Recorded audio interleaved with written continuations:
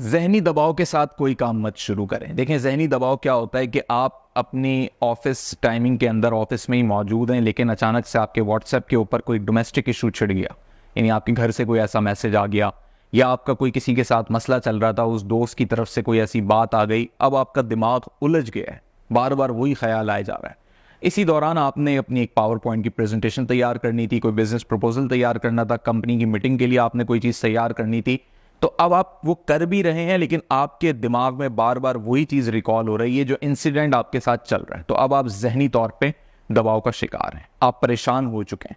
ऐसी सूरत हाल में आप जो भी चीज तैयार कर रहे हैं, आप किसी न्यू टास्क की प्लानिंग कर रहे हैं, अपना ऑफिशियल वर्क कर रहे हैं, तो ये जो नई चीज आप कर रहे हैं ये सही नहीं कर रहे आप, क्योंकि ऑटोमेटिकली आप अपना इस पे 100% भी देंगे तो उस टाइम पे जो वो इन्वायरमेंट आपके साथ, जो सिचुएशन आपके साथ चल रही है, वो ऐसे कुछ बिहेवियर्स आपके ऊपर तारी हो चुके हैं कि अब आप सही मायनों में कंसंट्रेशन नहीं वहां पर लगा सकेंगे। तो ऐसी सूरत हाल में क्या किया जाए, क्योंकि ये सिचुएशन अक्सर व बेशतर लोगों के साथ पेश आती है। उसूली तौर पे तो इसका अहम तरीका ये होता है कि आप जब ऑफिस टाइमिंग में होते हैं तो आप अपने मोबाइल को साइलेंट कर लें, या अगर व्हाट्सएप ज़्यादा यूज़ ना करें, इंटरनेट को बंद रखें, ताकि आपका फोकस जो है वो आपके ऑफिशियल चीज़ों के ऊपर रहे। और सम टाइम ये जो प्रेशर होता है आपको कुछ ऑफिस से रेलिवेंट लोगों के साथ या ऑफिस के कामों पे भी आ सकता है, यानी बॉस की तरफ से कोई ऐसी बात आ गई, या मैनेजर की तरफ से, एचआर की तरफ से कोई ऐसी बात आ गई, फाइनेंस डिपार्टमेंट की तरफ से आपकी छुट्टियों की तनख्वाह ज़्यादा काट दी गई है। तो ये सारे मैटर्स भी हो सकते हैं। अब आप पे एक प्रेशर आ गया है, इसी दौरान आपने एक नई चीज़ तैयार करनी थी, नया आपने एक डेक तैयार करनी थी, आपने कस्टमर को पिच करना था, क्लाइंट के पास आपकी नेक्स्ट डे मीटिंग थी। ऐसी सूरत हाल में क्या करें? ऐसी सूरत हाल में सबसे पहले ब्रेक ले लें, क्योंकि आपका ऑफिस टाइमिंग तो चल रहा है और ब्रेक आपको लेनी पड़ेगी। और वो इसलिए इंपॉर्टेंट है कि अपने जहन को पहले फ्रेश करें। जिस कम्युनिकेशन लेवल से आपके पास ये चीज़ आ रही है, वहां से अपने आप को थोड़ा सा दूर कर लें।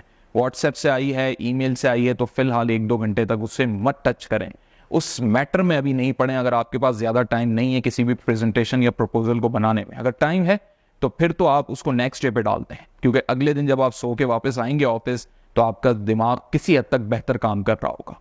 लेकिन अगर आप उसी टाइम पे ये सोचेंगे यार मुझ पे एक प्रेशर भी है और मैं इसको किसी भी तरह इस काम को निपटा लूँ, तो हो सकता है आप निपटा भी लें, लेकिन उसके अंदर वो प्रोफिशेंसी नहीं होगी, वो एफिशिएंसी आपकी नहीं दिखाई देगी, वो मज़ा आपको खुद नहीं आएगा। और फिर जब वो किसी के सामने पेश होगा तो उसमें कोई ना कोई एरर निकल आएगा, तो वो ह्यूमन एरर ही होगा, यकीनी तौर पे कोई ना कोई मिस्टेक आपसे हो जाएगी, ना चाहते हुए हो जाएगी। तो इसकी जो बुनियादी वजह होती है वो यही होती है कि आपके ऊपर कोई ना कोई एक ऐसा प्रेशर है जो आपकी प्रोफेशनल लाइफ का भी हो सकता है, पर्सनल लाइफ का भी हो सकता है, ये कहीं से भी आपके ऊपर आ सकता है। तो इस सिचुएशन में अक्सर लोग यही करते हैं कि ऑफिस आवर्स के अंदर अपने पर्सनल कॉन्टैक्ट्स को, अपने प्राइवेट कॉन्टैक्ट्स को, अपने फैमिली चीज़ों को थोड़ा सा दूर रखते हैं, ताकि उनका फोकस होकर काम हो सके।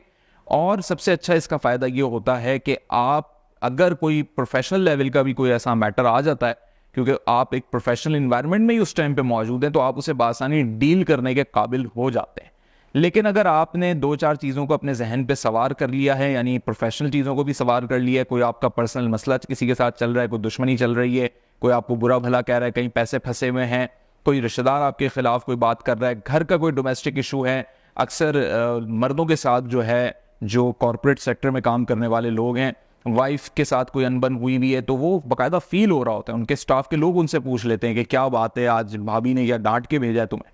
इस तरीके के लोग जो है बातें कर देते हैं। तो इससे ये अंदाजा होता है कि आपकी जो डोमेस्टिक लाइफ, पर्सनल लाइफ की चीजें हैं, वो आपकी प्रोफेशनल लाइफ पे असरअंदाज होती हैं। और वो जस्ट इस वजह से होती हैं कि वो प्रेशर आप अपने दिमाग पे जैसे पगड़ी की तरह सजा के आप दफ्तर आएंगे, तो फिर यही होगा। चाहे आप बॉस हो, आपका अपना काम हो, या आप एम्प्लॉय हो, दोनों सूरतों में यही चीज आपको दिखाई देगी। तो इस पोजीशन के अंदर क्या करना है आपने, जो कम्युनिकेशन लेवल है, जो मीडियम है, वो क्या होगा, व्हाट्सएप होगा, फोन होगा, यही चीजें होंगी, ईमेल होगी बहुत से बहुत।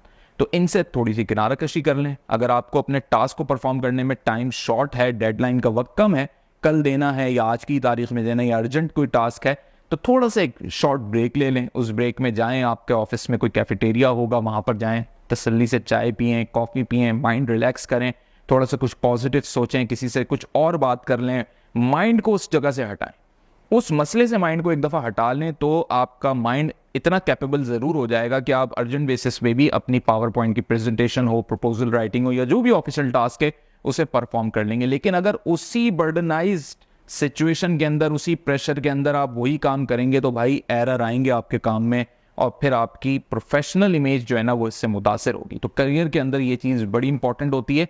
इस चीज़ के लिए अक्सर गेम्स जो हैं वो तैयार किए गए। एंग्री बर्ड के नाम से एक गेम तैयार किया गया था, आज भी मौजूद है ये ऐप। इसकी गूगल प्ले स्टोर पे आपको मिल जाएगी। जो लोगों को बहुत गुस्सा आता था कि बॉस ने कुछ कह दिया, फलाने ने कुछ कह दिया, फ्रस्ट्रेशन अपनी कम करने के लिए तो आप वो लोग क्या करते थे कि ऑफिस टाइमिंग में ब्रेक लेके थोड़ी देर गेम खेल लिया कर लेते थे, या खामोशी से छुप के गेम खेलते थे, तो उससे उनका माइंड चेंज हो जाता था। कुछ लड़के लड़कियां जो यंग हैं, अभी प्रोफेशनल लाइफ में हैं, वो कानों में हैंड फ्री लगा के गाने सुन लेते हैं, उनका माइंड उस तरीके से फ्रेश हो जाता है। तो आपने एटलीस्ट अपने माइंड को फ्रेश करने का कोई ना कोई रास्ता निकालना है। जो प्रोफेशनल और थोड़ा सा कॉर्पोरेट कल्चर का रास्ता होता है वो होता है कॉफ़ी पिएं, चाय पी लें, कुछ पॉजिटिव डिस्कशन कर लें, थोड़ा सा वर्क इन्वायरमेंट से हट के बात कर लें, पॉलिटिक्स पे बात कर लें। एटलीस्ट उस मसले से आपका थोड़ा सा ध्यान हट जाए। बेशक वो मसला ख़त्म नहीं हुआ, वो अपनी जगह पर है, लेकिन आपका माइंड इस काबिल हो गया कि आप जो भी काम कर रहे हैं या करेंगे वो ज़रा आप सही कंडीशन में कर सकेंगे। तो इस फॉर्मूले को याद रखें। कभी भी ज़िंदगी में ऐसा कोई करियर के अंदर मुश्किल मरहला है, और अक्सर वो बेशतर आ जाता है, महीने में 6-6 दफ़ा आ जाता है, तो फिर यही तरीका अपनाएं, काफ़ी इससे आपको फ़ायदा होगा।